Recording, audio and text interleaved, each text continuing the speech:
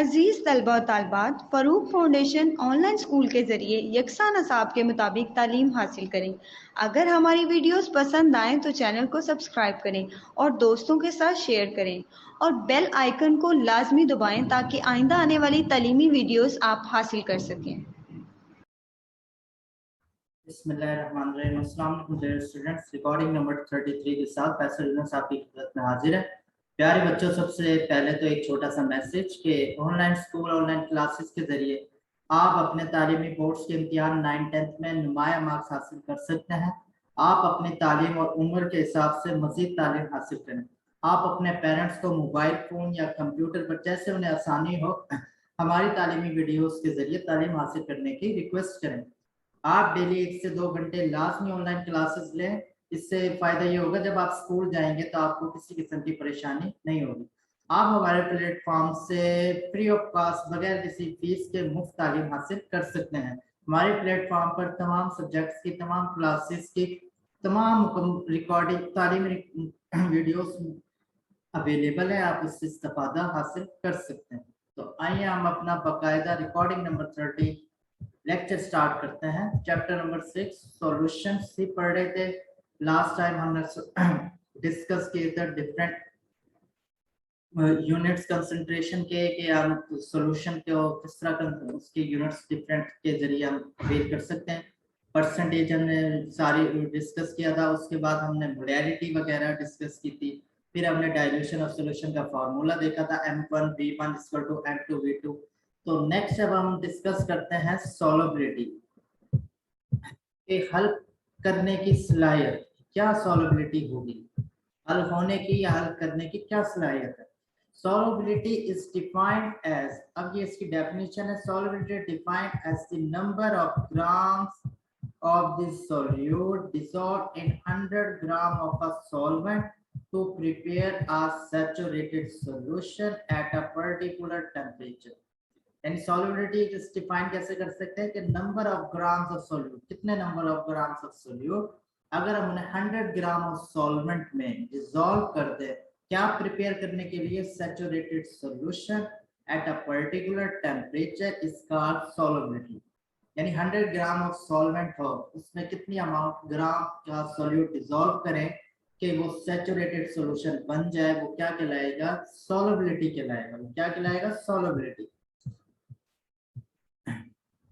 The concentration of a saturated solution is referred to as solubility of the solute in a given solvent। यानी इसको हम कह सकते हैं कि the concentration of saturated solution is referred to as solubility of the solute in a given।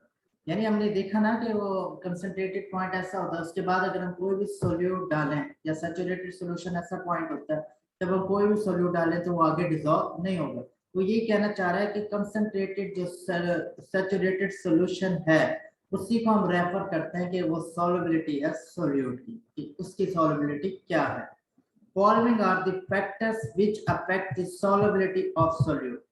अब हम solute जो हमने वाटर में या किसी लिक्विड में डाला है, उसकी सॉल्युबिलिटी हम कैसे इंक्रीज कर सकते हैं कि वो जल्दी से हल हो जाए और ज्यादा हल हो जाए। उसकी सॉल्युबिलिटी हम कैसे इंक्रीज कर सकते हैं, तो उसके कुछ फैक्टर्स हैं जो उसके ऊपर इफेक्ट करते हैं, अफेक्ट असरअंदाज होते हैं। पहला फैक्टर है the general principle of solubility, like dissolves like. यानी जनरल प्रिंसिपल है सॉल्युबिलिटी का कि जो लाइक डिसॉल्व्स लाइक, यानी पोलर जो सब्सटेंसेस होंगी वो पोलर सॉल्वेंट में डिसॉल्व होंगी, नॉन पोलर जो सब्सटेंसेस होंगी वो नॉन पोलर सॉल्वेंट में डिसॉल्व होंगी। यानी ये एक प्रिंसिपल है जनरल कि जो पोलर सब्सटेंसेस है वो पोलर सॉल्वेंट में डिसॉल्व होंगे, जो नॉन पोलर सब्सटेंसेस है वो नॉन पोलर में डिसॉल्व होंगे। तो जिसे हम कहते हैं लाइक डिसॉल्व्स लाइक, एक जैसी चीजें एक चीजों में डिसॉल्व होती हैं। इसका ये मतलब है सादा लफ्ज़ में। अब बात करते हैं उसकी आयोनिक या आयनिक भी हम इसे कहते हैं। Ionic and polar substances are soluble in polar solvent. ये जनरल प्रिंसिपल है कि जो आयनिक होंगे एंड पोलर सब्सटेंसेस होंगे वो सॉल्युबल होंगे पोलर सॉल्वेंट के अंदर, कि वो पोलर सॉल्वेंट में क्या होंगे, सॉल्युबल होंगे। जबकि आयनिक solids and polar covalent compound are soluble in water. कि आयनिक सॉलिड्स हैं जैसे सोडियम क्लोराइड, पता है नमक पानी में डिसॉल्व हो जाता है। आयनिक solids and polar covalent compound, ऐसे कोवलेंट कंपाउंड जो पोलर हो, जिनमें partial positive partial negative charge हो, वो सॉल्युबल हो जाते हैं वाटर के अंदर। एग्जांपल उसने दी है पोटेशियम क्लोराइड,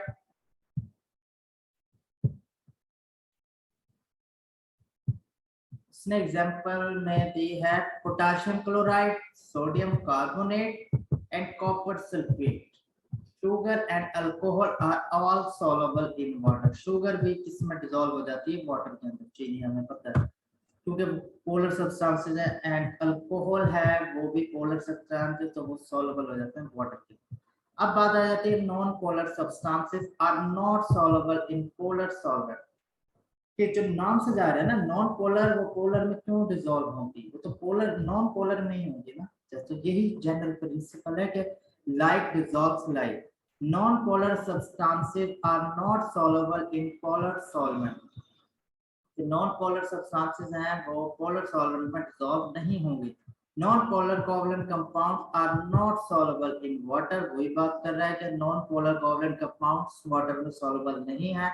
मिसाल के तौर पे ether, benzene, petrol are insoluble in water।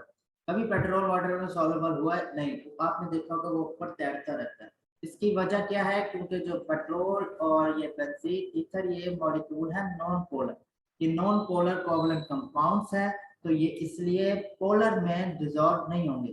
Polar वाली चीजें पोलर में डिसॉल्व होंगी, नॉन पोलर वाली चीजें नॉन पोलर। तो ये पहला प्रिंसिपल है, ये पहला फैक्टर है कि लाइक डिसॉल्व्स लाइक। एक जैसी चीजें एक चीज में डिसॉल्व होती हैं। ठीक है, 9th क्लास के बच्चे 9th क्लास में ही जाएंगे ना, 10th क्लास में तो नहीं जा सकते, और 10th क्लास के बच्चे 9th में नहीं आ सकते। तो ये वही रूल है। Non polar covalent substances are soluble in non polar solvent. कि जो नॉन पोलर कोवलेंट के जो सब्सटेंसेस हैं वो सॉल्युबल होते हैं नॉन पोलर सॉल्वेंट्स के अंदर। मोस्टली ऑर्गेनिक सॉल्वेंट्स जिसे हम कहते हैं, जैसे बेंजीन हो गया, इथीन हो गया, ईथर हो गया, ये सारे organic solvent. Grease, paints, naphthalene are soluble in ether और कार्बन टेट्राक्लोराइड। ये कुछ एग्जांपल दे रहा है कि जो ग्रीस, आपने देखा होगा ग्रीस भी साइक्लोपिक चेन पे, आपने पेंट्स हो गए, नेफ्थलीन, ये सारे सॉल्युबल हैं ऑर्गेनिक सॉल्वेंट के अंदर। क्यों? क्योंकि ये नॉन पोलर सब्सटेंसेस हैं, तो ये ऑर्गेनिक सॉल्वेंट में डिसॉल्व हो सकते हैं, जिसे हम नॉन पोलर सॉल्वेंट भी कहते हैं। ईथर और carbon tetrachloride non polar solvents हैं, इसलिए ये नॉन पोलर सब्सटेंसेस हैं। ग्रीस, पेंट्स, इनको ये डिसॉल्व कर। क्लियर हो गई? समझ आ गई? पोलर पोलर में डिसॉल्व होंगे, नॉन पोलर नॉन पोलर में डिसॉल्व होंगे। हमारा सेकंड जो फैक्टर है solute solvent interaction. Second factor का नाम है सॉल्यूट सॉल्वेंट इंटरेक्शन। इस सॉल्यूट का सॉल्वेंट के साथ क्या इंटरेक्शन है? अगर सॉल्यूट का सॉल्वेंट के साथ इंटरेक्शन ज्यादा है तो वो जल्दी डिसॉल्व हो जाएगा। ये हम देखते हैं। solubility and solute solvent interaction का क्या ताल्लुक है? This solute solvent interaction can be explained in terms of creation of attractive forces between the particles of solute and those of solvent।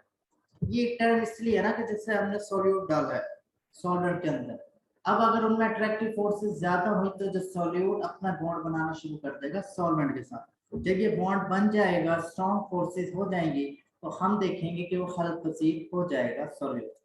वो dissolve one substance in another substance following three events must occur. कि जब आप एक solute को किसी solvent में dissolve करना है तो तीन चीजें होनी चाहिए, तब हम कह सकते हैं वो सॉल्युबल है। कौन कौन सी तीन चीजें हैं? Solute particle must separate from each other.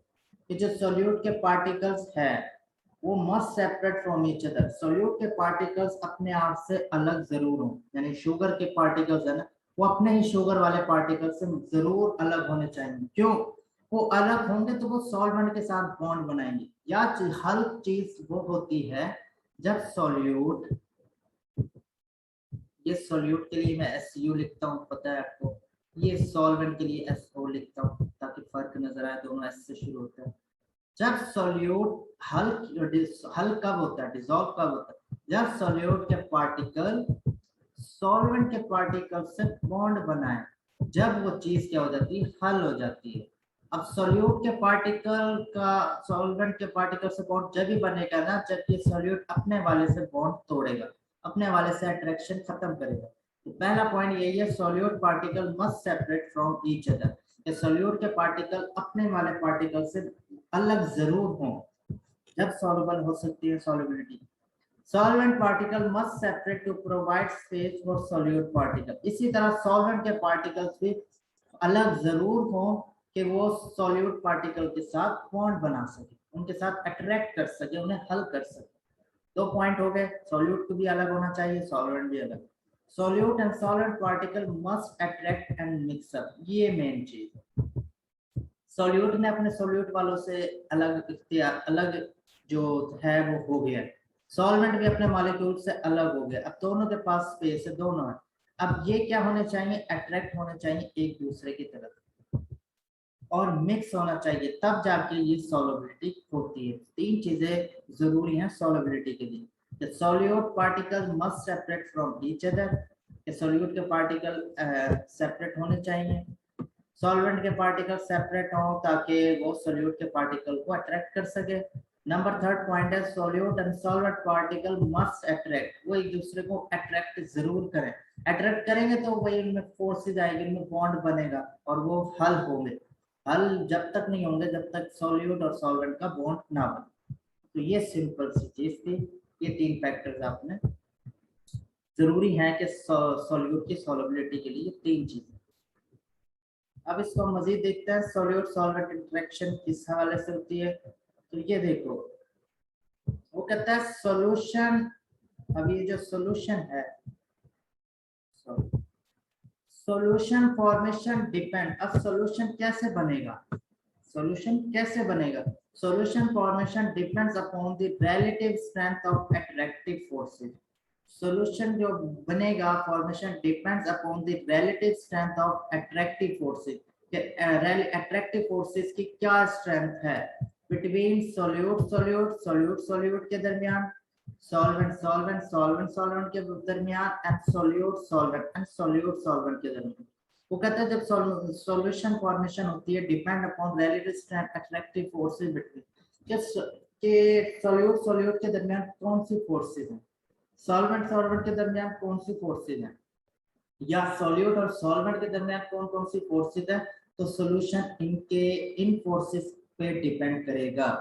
ठीक है, आगे चलते हैं। जनरली सॉल्यूट्स आर सॉलिड होते हैं, हमने अभी देखा था कि अब ज्यादातर हम सॉल्यूट्स जो होते हैं वो सॉलिड फॉर्म में होते हैं, जैसे शुगर, नमक, इस तरह की चीज पाउडर फॉर्म में। Ionic solids are arranged in such a regular pattern that the inter-ionic forces are at maximum। कहते हैं जब भी आयनिक सॉलिड्स होते हैं वो अपने आप को इतना रेगुलर पैटर्न में रखते हैं कि उनकी जो फोर्सेज है वो मैक्सिमम होती हैं, उनका बॉन्ड तोड़वाना मुश्किल होता है, उनको सेपरेशन करवाना ज्यादा मुश्किल होता है। If new forces between the solute and solvent particles overcome the solute-solute attractive forces, then solute dissolve and make a solution। बात ये समझ आई, ये वाली बात समझ आनी चाहिए। कहता है जब न्यू फोर्सेस बिटवीन सोल्यूट और सॉल्वेंट, ये सोल्यूट SU, ये सॉल्वेंट SO, वो कहता है जब new forces between solute and solvent particles overcome the solute solute attractive forces, ये सोल्यूट सोल्यूट के साथ भी बॉन्ड बन रहा है। ठीक हो गया, यानी सोल्यूट सोल्यूट के दरमियान बॉन्ड बन रहा है। वो कहता है जब इन दोनों की फोर्सेस इतनी अट्रैक्टिव हो जाएं, सोल्यूट और सॉल्वेंट की फोर्सेस इतनी अट्रैक्टिव हो जाए कि सोल्यूट और सोल्यूट की जो बॉन्ड है वो टूट जाए और इन दोनों का एक किस्म का बॉन्ड बन जाए, इन दोनों में अट्रैक्शन हो जाए, तो उस नतीजे में क्या बनता है, सॉल्यूशन बनता है। SOLUT सॉल्यूशन बनता है, ये मैं शॉर्ट फॉर्म में लिखा। अब क्लियर हो गई कि सोल्यूट और सॉल्वेंट के दरमियान फोर्सेस इतनी हावी हो जाए, इतनी अट्रैक्टिव हो जाए कि सोल्यूट का अपने सोल्यूट के साथ बॉन्ड तोड़ना पड़ जाए, उस नतीजे में क्या बनता है, सॉल्यूशन बनता है। If forces between solute particle are strong, अगर इन सोल्यूट और सोल्यूट के दरमियान फोर्सेस स्ट्रॉन्ग है, देन सोल्यूट सॉल्वेंट फोर्स, या सोल्यूट और सोल्यूट की फोर्स इतनी ज्यादा है, किससे ज्यादा है, सोल्यूट और सॉल्वेंट से, सोल्यूट रिमेन इनसॉल्युबल। सिंपल सी बात है, मैं इसको दोबारा बताता हूँ।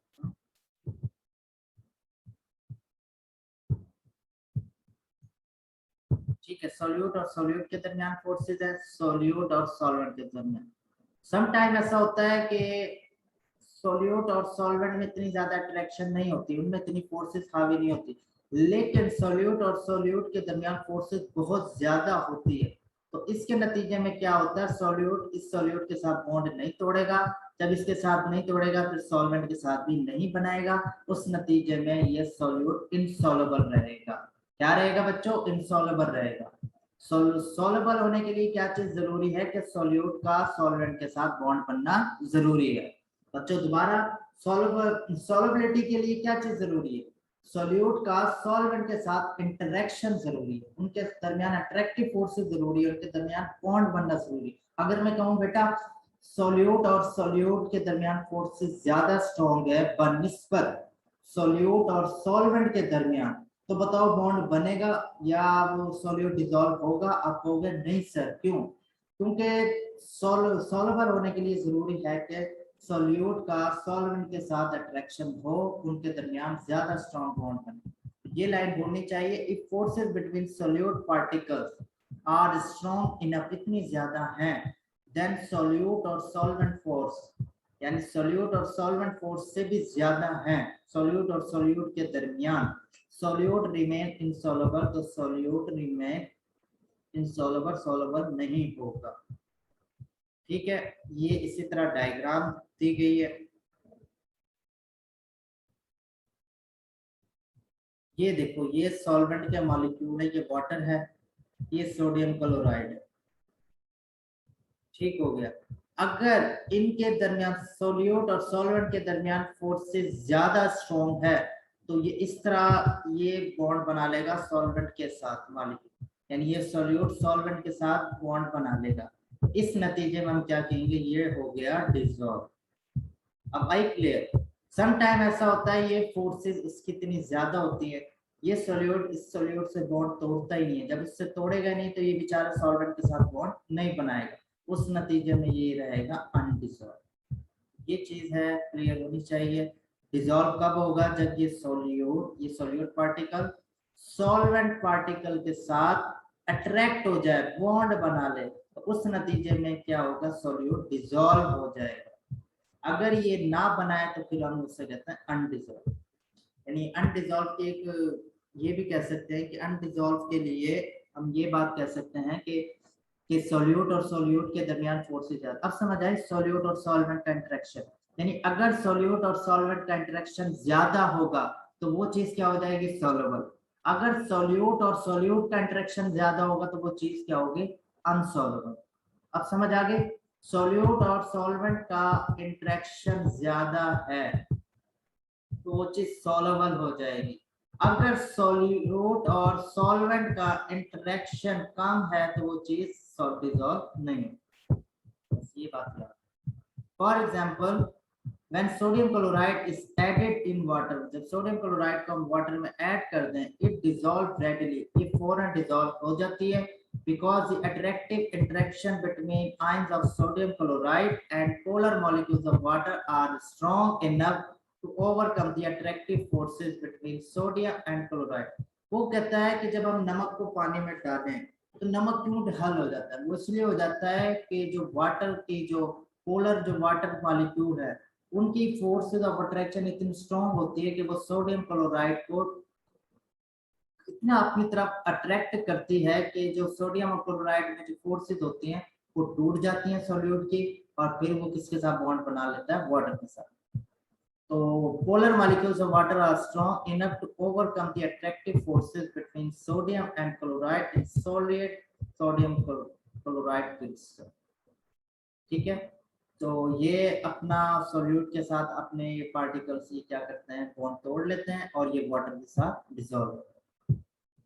तो सॉल्यूट और सॉल्वेंट का इंटरेक्शन, फिर बता रहा हूँ, सॉल्यूट और सॉल्वेंट का इंटरेक्शन अगर अच्छा हो, ज्यादा हो, तो वो चीज क्या हो जाती है, सॉल्युबल हो जाती है। ये फैक्टर आपको भूलना नहीं चाहिए। लास्ट जो फैक्टर है टेम्परेचर का, effect of temperature on solubility. यह बात वैसे हमने नोट की है कि जो चीज अगर ज्यादा, अगर हीट के साथ अगर हम चीनी को डिसॉल्व करें तो वो जल्दी डिसॉल्व होती है। ये हमने आम मुशाहिदा, common observation. Temperature has major effect on the solubility of most of the substances. Generally, it seems that solubility increase with increase of temperature. ये देखा गया है कि solubility जो increase होती है वो temperature के increase होने से चीज जल्दी हल हो जाती है, ये देखा गया है। But it is not always true. कभी हर बार ये सही नहीं होता, कहीं पर ये होता है, कहीं पर नहीं। When a solution is formed by adding a salt in a solvent, there are, वो कहता है जब solution बने is formed by adding a salt, कोई भी salt हो, उसको अगर हम solvent में डालें तो there are 2 या 3 कंडीशन हो सकती हैं। पहली कंडीशन है heat is absorbed। हीट क्या होती है, absorbed होती है। When salt like potassium nitrate, sodium nitrate और potassium chloride are added in water, ये 3 salt के नाम है। जब इनको हम पानी में डालते हैं the test tube becomes cold, तो टेस्ट ट्यूब क्या हो जाती है, ठंडी हो जाती है। हमें जब पकड़ते हैं ना उसे तो हमें फील होता है टेस्ट ट्यूब ठंडी हो गई। It means during dissolution of this salt heat is absorbed. Such a dissolving process is called endothermic। यानी एक टेस्ट ट्यूब लें, इस तरह की एक टेस्ट ट्यूब होती है, उसके अंदर आप पानी लें और ये साल्ट डालना शुरू करें। तो आप नोट करेंगे कि जब आप बाहर से पकड़ेंगे टेस्ट ट्यूब को तो आप नोट करेंगे कि वो ठंडी नजर आएगी। इसका क्या मतलब हुआ, इसका ये मतलब हुआ है कि जो हमने साल्ट पानी में डिसॉल्व किया था उसने बाहर की हीट क्या की, एब्जॉर्ब की, और उसके नतीजे में हमें कूलिंग इफेक्ट फील हुआ। तो उस प्रोसेस को हम क्या कहते हैं, एंडोथर्मिक। याद आ रहा है ना एंडोथर्मिक, मैंने एंडोथर्मिक में क्या कहा था, जब हीट एब्जॉर्ब हो तो वो कौन सा प्रोसेस होता है, एंडोथर्मिक, और अगर हीट रिलीज हो तो कौन सा प्रोसेस होता है, एक्सोथर्मिक। ठीक है, तो इन साल्ट को जब भी आप पानी में डालेंगे और आप देखेंगे तो हीट क्या होगी, एब्जॉर्ब हो।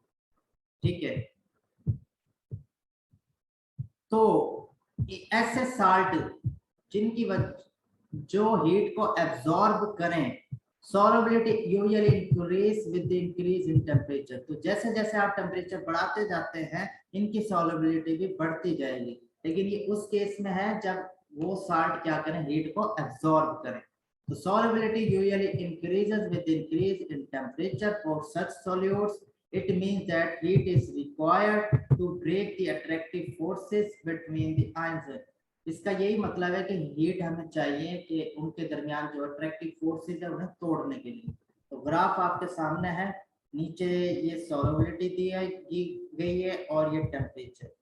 जैसे जैसे आप देखेंगे कि टेम्परेचर बढ़ाते जाएंगे सॉल्युबिलिटी में क्या आ रहा है, इंक्रीज होती जा रही है। ये सब आपके सामने, जैसे जैसे हम टेम्परेचर बढ़ा रहे हैं इनकी सॉल्युबिलिटी इंक्रीज होती जा रही है। ठीक है, अब एक और कंडीशन आ जाती है, heat is given out. Heat given out यानी कुछ साल्ट होते हैं जब हम उनको पानी में डालते हैं तो हीट वो क्या करते हैं, रिलीज। जब वो हीट रिलीज करते हैं तो जो हमने टेस्ट ट्यूब पकड़ी होती है ना वो हमें गर्म फील होती है क्योंकि वो रिलीज कर रहे हैं ना। Heat is given out on the other hand when salt like lithium sulphate, ये साल्ट का नाम है, एंड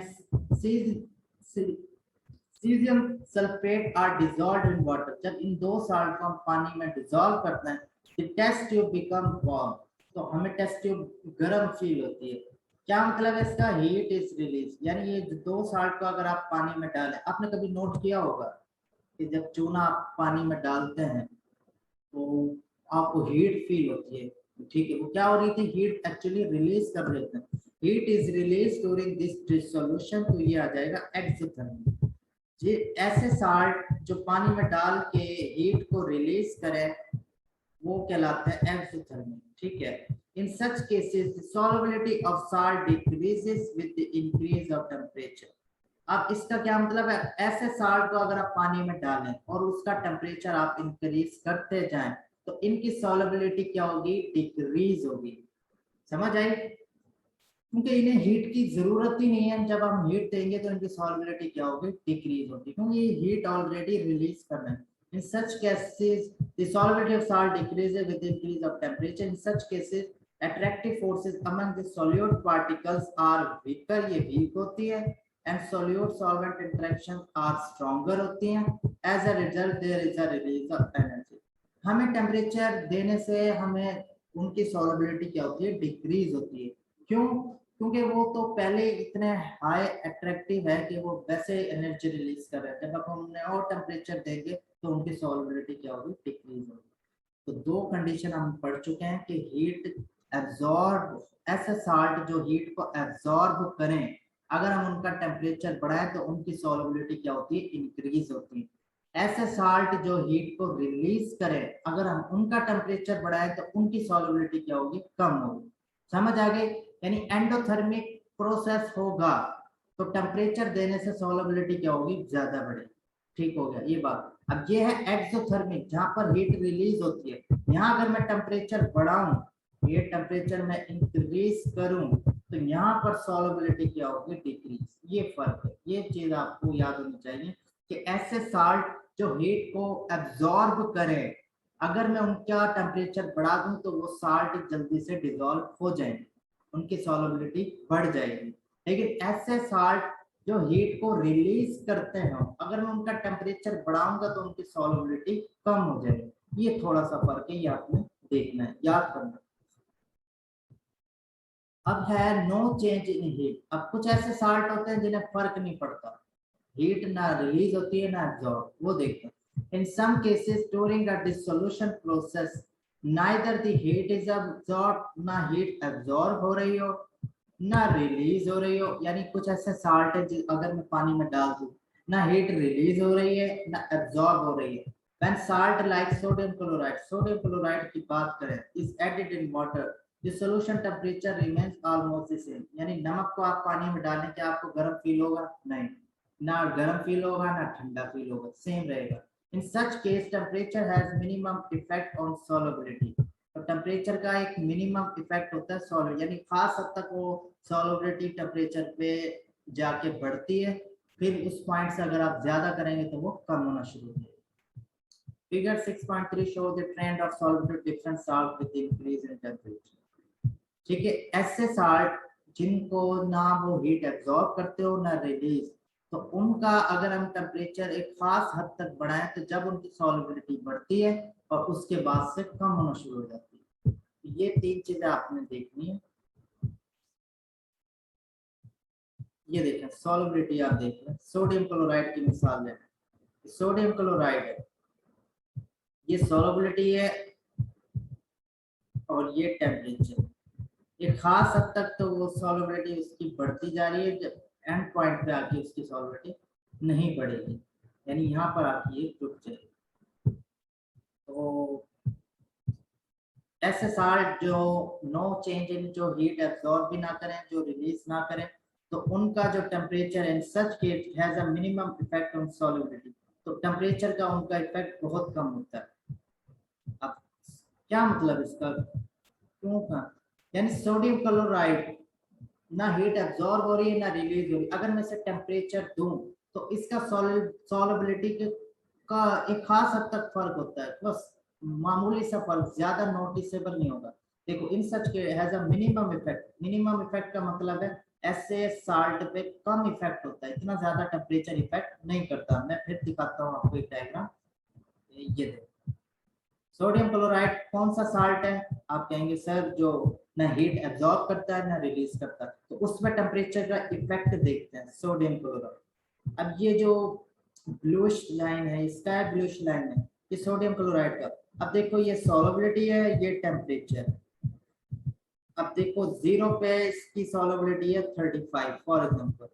अब देखो जैसे जैसे टेम्परेचर बढ़ता जा रहा है 100, तो इसकी सॉल्युबिलिटी में क्या फर्क आया, मामूली सा फर्क आया, यानी 40 हो गई है इसकी, मामूली सा फर्क है। अब देखो टेम्परेचर मैंने 100 डिग्री बढ़ाया, लेकिन इसकी सॉल्युबिलिटी में फर्क सिर्फ 10 का 5 का आया, जस्ट 5 नंबर्स का। तो इसका मतलब है ये ऐसे साल्ट है कि ना हीट एब्जॉर्ब करते हैं ना रिलीज करते हैं, इन पे टेम्परेचर का कम असर होता है, इन पे टेम्परेचर का लेस इफेक्ट आता है।